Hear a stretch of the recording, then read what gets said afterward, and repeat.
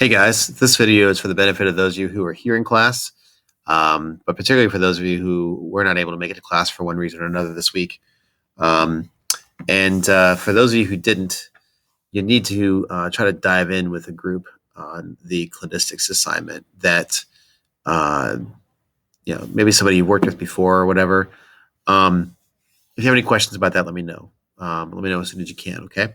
So if you look at this week's material, and I'm looking at it right now at Schoology, you'll see there's several things. There's a basic page on evolution that you should do some reading on. You already should have done reading in here for this week because we're going to talk about extinction a little bit. And extinction, of course, there's two different kinds of extinction. There's background extinction, which is always occurring, and it's normal, right? Species originate and they go extinct. And the range where they originate to when they go extinct is what we call the range of a species or the range of a genus or the range of a family. Any level, any taxonomic level can have a range. And so that's a lot of what we're exploring. We're exploring the ranges of taxonomic levels as well as the origination and extinction questions. And that's what, Elizabeth Colbert's getting at here is in part of your reading is discussing how background extinction differs from mass extinction, where you have lots of things dying off all at once. A good example of mass extinction, of course, is, the big five. The dinosaur extinction is a big one, the Cretaceous Paleogene extinction, where the asteroid came and hit. Of course, that was a big, suddenly bad day in Earth history when 70-some% of all life on Earth was eventually went extinct.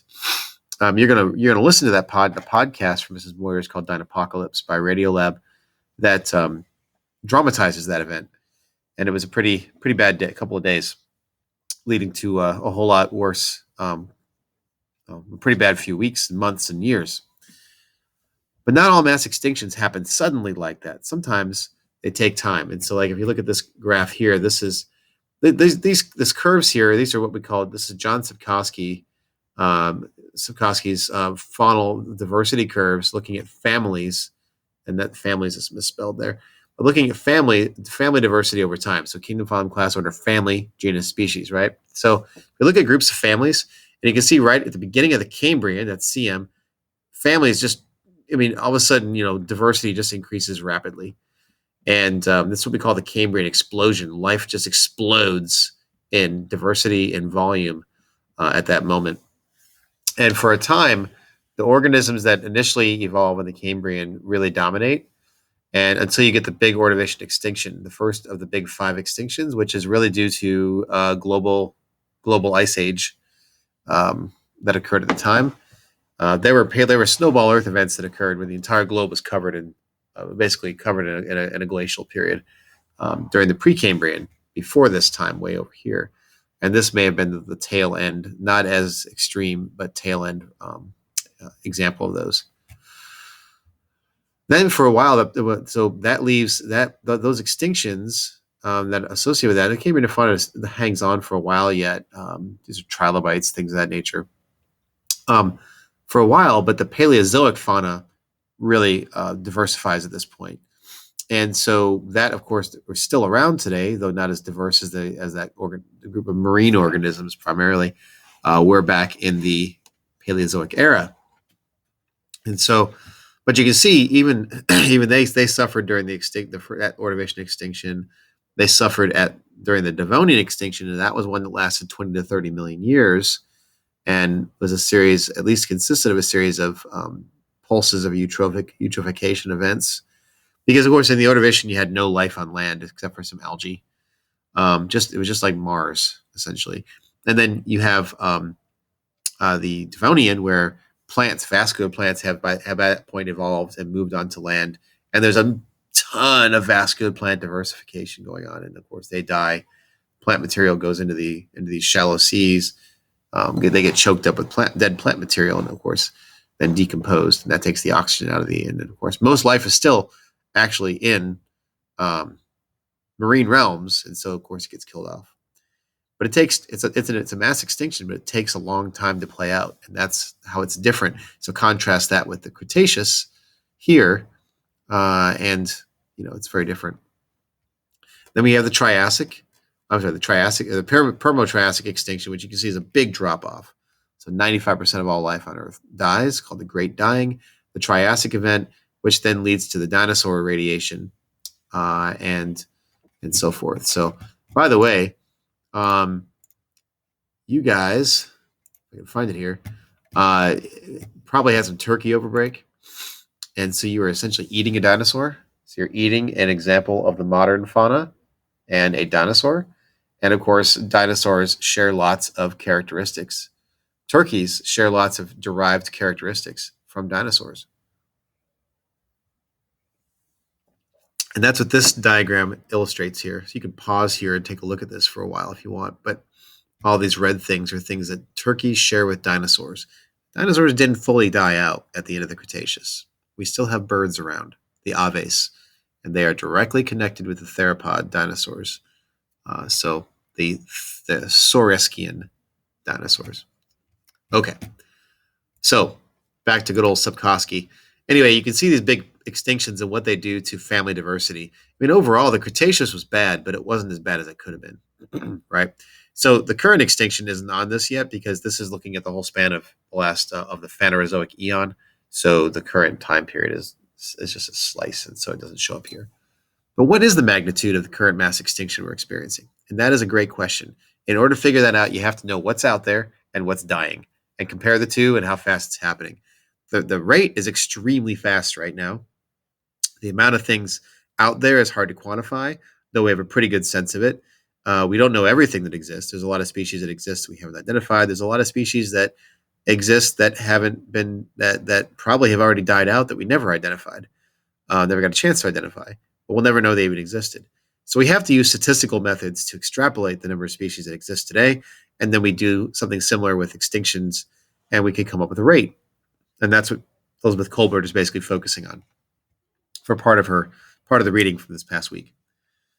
But what I want us to focus on this week are a couple of other things. So you're going to be looking at origination and extinction, but you're going to be looking at the genus level below families. So one assignment is going to ask you to do this this one here using the paleobiology database, which is a really cool thing. This is the data side of it. And so what I want you to do for the actual assignment is to pick an order of organisms. So what's your favorite animal? My middle son used to ask me that all the time, and I'd always have a hard time answering that question because I don't really have a favorite animal. But if I did, I'd say Tyrannosaurus Rex because, T-Rex is extinct. Ever since I was a kid, I loved T-Rex. Well, Tyrannosaurus Rex, that's great. But what if I wanted to analyze T-Rex's history, right? So I would want to know what order T-Rex was a part of, and kingdom, phylum, class, order. Actually, this skips over it here. That's convenient. So, but Dinosauria is really what we're looking at here. So if I wanted to look at the dinosaurs and analyze the genus of dinosaurs, right? The dinosaur genera, rather, I should put it that way. Then I would put in here, I'd leave everything up here the same, default, and then here I'd put Dinosauria, like I just saw on Wikipedia. And you'll notice this changed up here, so it found it. I want to analyze it at the genus level, and then I can download the data. And once I do that, it'll show up down here, and I can open that up, and there's my dinosaurs. From here, I can go and see how many. There's a lot of dinosaur data here, 20-some thousand rows of data. To do this, you're going to have to use Excel because Excel has a feature called pivot tables, and Google Sheets doesn't have pivot tables. Pivot tables is a set of tools that allows you to quickly analyze a massive amount of data. And I haven't used it a lot, but it works well for this. And there's tutorials I provided for you in the assignment that walk you through how to use it. Ultimately, you're creating a range through diagram. So you're creating a horizontal bar chart that will show you the origination and extinction of dinosaur genus, dinosaur genera in this case, or whatever the genera you're looking at are. I'm looking at dinosaurs here. You may look at something else. So pick the organism you want. You're going to produce that graph based on the tutorials and then talk about it.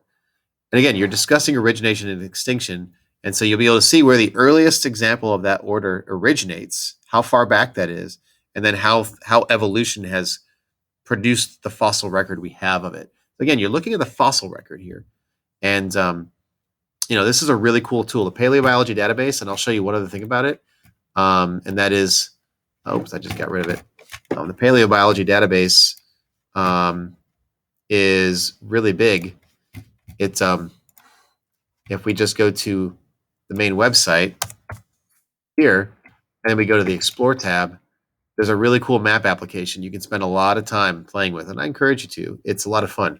You can click on the Devonian and see where we find Devonian fossils. So this is a pretty comprehensive database where fossils have been found and put in the literature. If I just look at the Phanerozoic or geologic time in general, I see everything that's ever been discovered fossil-wise that's in the professional literature. And then I can begin to zoom in on places. Like if I'm interested in North America here, and I want to know something about the organisms that have been found that are from the, let's say, the Mesozoic of North America. And you'll see there is some stuff that's found in the U.S. But what about like the Jurassic? How about Cretaceous? Do I find T-Rex type organisms? Well, let's look at the time. There are fossils from that time period, but you can see they're mostly marine fossils because Virginia didn't really have a lot of land at the time. There's a lot of great stuff here. I don't ask you to use this part of it, but you can play with it. I would encourage you to. The part you do need to spend time with is this one, this activity, constructing a cladogram. And you have all the instructions here you need for this. They're located here in this spreadsheet. And this is where you need to work with somebody else. So if you're not already partnered with somebody, I would go ahead and partner with somebody. I've got the instructions here. You're going to be accessing a collection of fossils, and they're basically not really fossils. They're basically screws and nuts and bolts and things like that. So here's a rivet, right? And so we're just classifying these based on characteristics. So this rivet, like any fastener, it has a tip, it has a head, it has a shank. And the tip in this case, the head in this case is rounded, it has a flat bottom, the shank is smooth, and the tip is flat. That's typical of a rivet. You don't care whether it's a rivet or a screw. You're just looking at the characteristics. It's also about 3 centimeters plus 3.2, 3.3 centimeters long. Now, length may not be important for classification because length could just be talking about juvenile versus adult. And I wouldn't worry about color either. But what you're doing is trying to analyze using a character table. And that's what I've created here for you. I've created a bunch of traits that I identified in our population of 52 specimens here. And I took pictures of all of them and all of that with scale. What you need to do with your partners is go through each of these and describe and make note of which characters it had. So that particular rivet had all these characteristics, but none of the other ones. So it has a total of 5 shared derived characteristics. And then, of course, down here, it adds up which characters are most common. And as you might imagine, whatever characteristics up here end up being shared by every organism, it's probably that probably represents the most ancestral form. So if we go over here and look at this last example here, this is what a simple version of this will look like in the end. Here's a character table. That's the same as what you're doing over here, except yours is much bigger and more intense. Once you have the character table, if we look at these 4 organisms, all right, our goal is to construct what's called a cladogram, which shows us over time from left to right, that's time, evolutionary change from the bottom to the top. And so we're looking at evolutionary change through time. So we know that organisms existed before there were backbones or vertebrae, and they're all down here someplace. But this particular clade, or a small little branch of the tree of life, is what we're analyzing. And so we look at the character traits. We're not looking at genotypes. Phenotypes is what we're looking at, which of course represent genotypes. So if we compare a shark, a bullfrog, a kangaroo, and a human, which is pretty broad characterization, if we do that, and these are the characteristics we use, humans have all of those characteristics. And so humans then end up being further up on the clade. Sharks only carry one of the characteristics here. So they're the most primitive form. So the most primitive form is the one that is only going to has the organism that only has fewer of the characteristics, but it will have that characteristic that's most commonly shared among all the organisms. And that's how you can begin to create. If you want to create a Venn diagram, you can, or just start creating your cladogram. Everybody's cladogram is going to be a little different. So you're not going to have a right answer. I know that's disturbing, but that's okay. What's going to take you the most amount of time is not even putting this together. It's going to be just trying to think through, once you have this together, what this is going to look like. This begins to go fast after you've done 7 or 8 of these, and so forth. But again, work with a partner, and that makes your life a lot easier. But you're looking at evolutionary relationships is what you're doing. And with cladograms, we can use them to not only analyze where things are evolutionarily compared to other organisms, but we can then go beyond that and say, what if we know that sharks have vertebrae, and we take vertebrae away, and we have a backbone-less shark, right? So what would we look for earlier in the fossil record and in those older rocks? What might it look like to have a backboneless shark? And then we can start to think about looking for fossils of things we haven't found yet. Or what might come after humans? We can start asking all kinds of questions about this. Again, it's a model, so it's not entirely right. Models are always wrong, but they're useful. They allow us to compartmentalize our knowledge, to look at the big picture, and being able to ask very specific questions about aspects of that big picture. All right, well, that's all I have for you guys today. If you have questions, please email me. All right, take care.